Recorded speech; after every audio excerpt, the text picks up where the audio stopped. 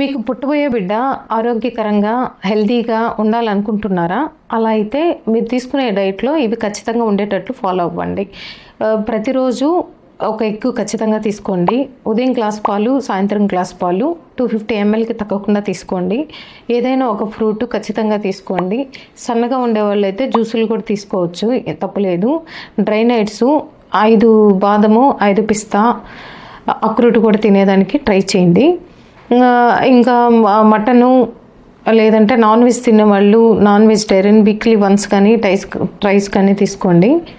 Fish కూడా తినొచ్చు, ఏం కాదు. వెజిటబుల్స్ తినేవాళ్ళు ఏంటంటే గ్రీన్ లీఫీ వెజిటబుల్, ఆకుకూర ఎక్కువ తీసుకునేదానికి ఎక్కువ మోతాదు పెంచండి. Weekly 4 times.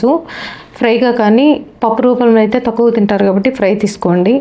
సో దీంతోపాటు మీకేమన్నా అనారోగ్య సమస్యలు అంటే అనీమియా కానీ, కాల్షియం డెఫిషియన్సీ కానీ, విటమిన్ D3 తక్కువగానే ఉంటే ఆ ట్యాబ్లెట్స్ కూడా వేసుకునేదానికి ఎక్కువ వేసుకోండి.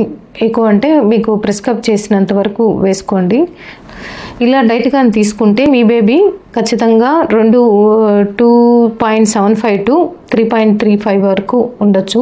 ఇది వచ్చి నార్మల్ బేబీ వెయిట్. సో ఈ విధంగా డైట్ తీసుకొని మీరు హెల్తీ బేబీని డెలివరీ చేసుకునేదానికి బాగుంటుంది. ఓకే.